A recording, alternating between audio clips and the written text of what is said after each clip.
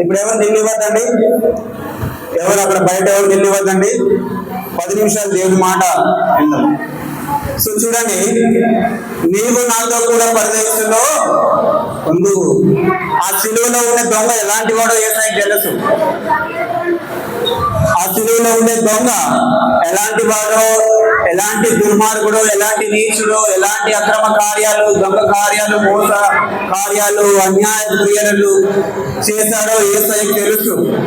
అప్పటి వరకు అపవిత్రుడు, పాపము చేసిన వాడు, అన్యాయం చేసిన వాడు దొంగ.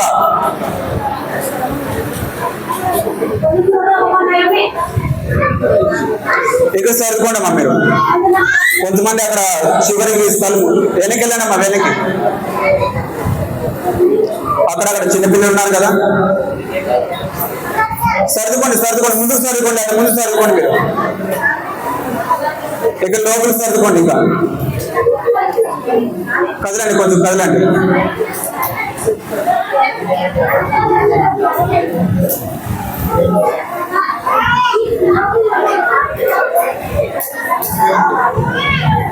అయితే రెండో వాడు వాడిని గద్దించి, నీవు అదే శిక్ష విధిలో ఉన్నావు కనుక దేవునికి భయపడవా?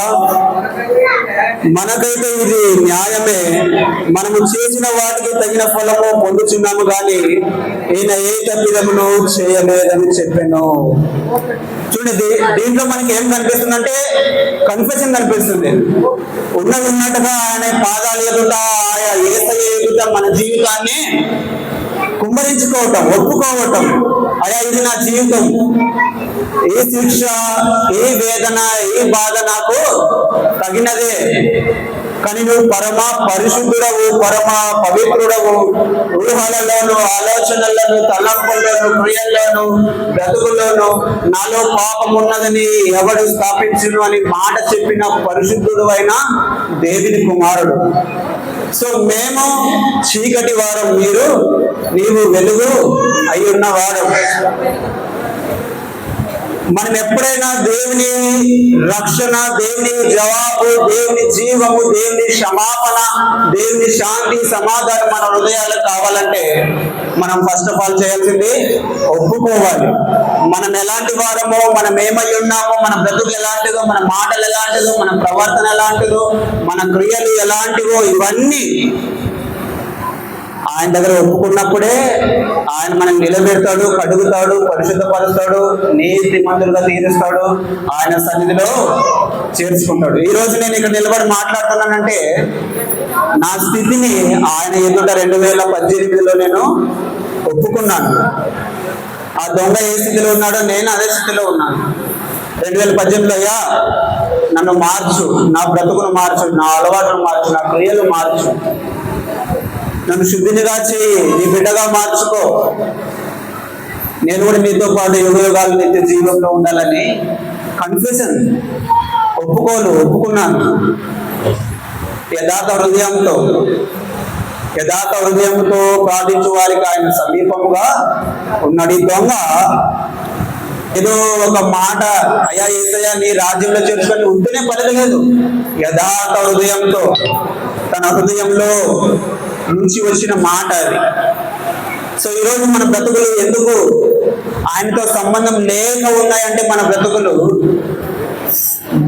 అనుదినము మనము ఆయన ఎదుట, ఆయన పాదాలు ఎదుట మన బ్రతుకు ఎలాంటిది, ఎప్పటికెప్పుడు 5 నిమిషాల కింద మనం ఎలా ఉన్నాం, 1 సెకండ్ ముందర ఎలా ఉన్నాం, 1 నిమిషం ముందర ఎలా ఉన్నాం, అది ఆయన కన్ఫెషన్ చేయాలి. చదివాను నేను మొబైల్లో చదవనుకుంటాను. Secret fellowship, secret relationship. You have to explain every secret to the lord, your lord. ఈ లోకంలో ఎవరికి నీ సీక్రెట్ చెప్పకపోయినా నీ దేవునికి నువ్వు చెప్పాలని చెప్పాడు ఆ భక్తుడు. ఒకడే ఈ లోకానికి న్యాయాధిపతి, ఒకడే సర్వలోక న్యాయాధిపతి. ఆ ఒక్కడే నిన్ను పరలోకంలోను నరకంలోను వేయగలిగిన సామర్థ్యం ఉన్నవాడు. సో మనం ఎవరి దగ్గర ఎలా ఉన్నాం అనేది కాదు, కానీ ఆయనతో మనం ఎలా ఉన్నాం. ఫస్ట్ ఆఫ్ ఆల్ మనం ఎవరితో ఎలా ఉంటాం, కానీ దేవునితో ఎలా ఉంటాం, అది మన అల్టిమేట్ డిసిజన్ ఏంటంటే మనం దేవునితో ఎలా ఉన్నాం. దేవుని దగ్గర ఏది దాచకూడదు, దేవుని దగ్గర ఏది కప్పుకోకూడదు.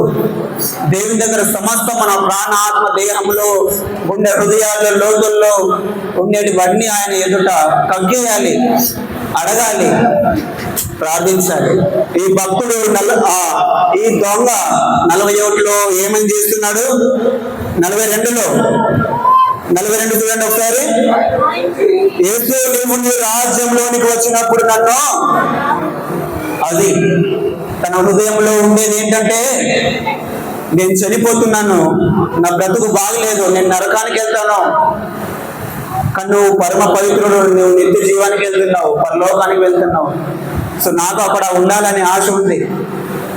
ఈ శిలువ శ్రమలే భరించలేకపోతున్నాను, అగ్నిగుండంలో ఎలా ఉంటుందో అయ్యా,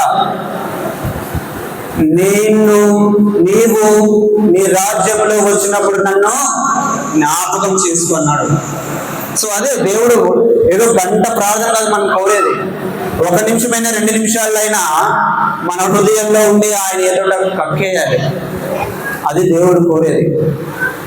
సో ఈరోజు కొత్త మొఖాలు కనిపిస్తున్నాయి మందిరంలో. ఓన్లీ గుడ్ ఫ్రైడే భక్తులు వచ్చారు ఇక్కడ కొంతమంది. ప్రతి ఆదివారము ఇక్కడ ప్రార్థన ఉంటుంది, బుధవారం ప్రార్థన ఉంటుంది, శుక్రవారం ప్రార్థన ఉంటుంది. 2 నెలలు అక్కర్లేదు. నేను చాలా కోపంతో మాట్లాడుతున్నా. గుడ్ ఫ్రైడేకి, క్రిస్మస్కి ఎందుకు వస్తారు అంటే మీ చీరలు చూపించుకోవడానిక, మీ అందం చూపించుకోవడానిక? ప్రతి ఆదివారం మందిరంలో ఉండాలి, శుక్రవారం మందిరంలో ఉండాలి, బుధవారం మందిరంలో ఉండాలి. దేవుని రాజ్యంలో చోటు ఎప్పుడు ఉండాలి?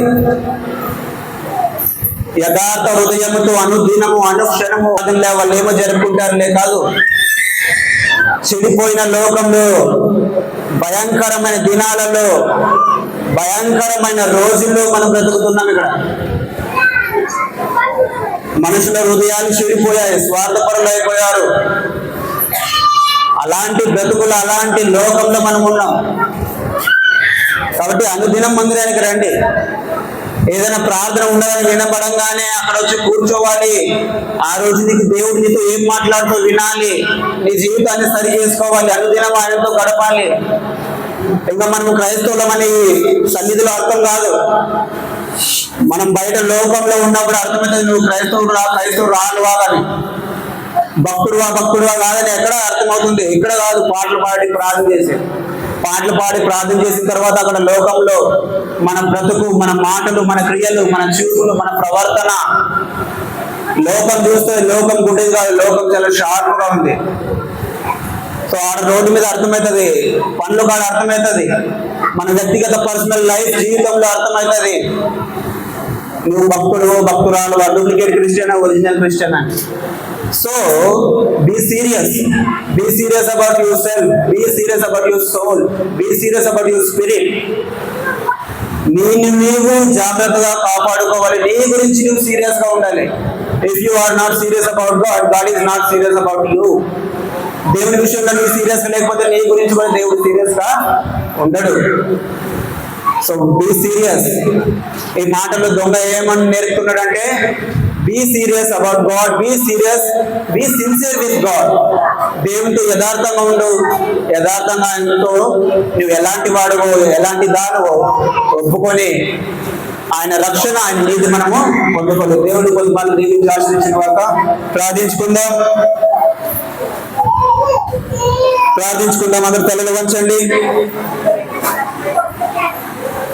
అందరూ తల్లి వంచినట్లయితే ప్రార్థించుకుందాం. పరిశుద్ధుడైన తండ్రి, దయగలిగిన ప్రభా, కృప కలిగిన తండ్రి, మీకు వందనాలు, స్తుతులు, స్తోత్రాలు. మహోన్నతుడా, మహాగణుడా, మీ నామానికి లెక్కలేని కోట్ల స్తోత్రాలు. అయా, నీవు నాతో కూడా పరదేశంలో ఉండు అని ఆ దొంగతో సెలవిచ్చిన వెంటనే పాపిగా ఉన్న మనిషి పరదేశంలో స్థానము కల్పించవయా.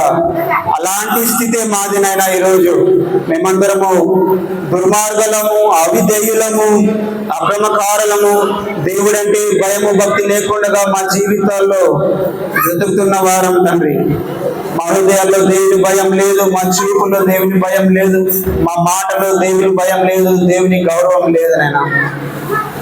మమ్మల్ని క్షమించండి, కడగండి, పవిత్రపరచండి. నీ రాజ్యానికి హక్కుదారులుగా వారసులుగా చేసుకుని యేసు నామమున ప్రార్థించి అడిగి వేడుకొనిచున్నాం పరమ తండ్రి. ఆమేన్.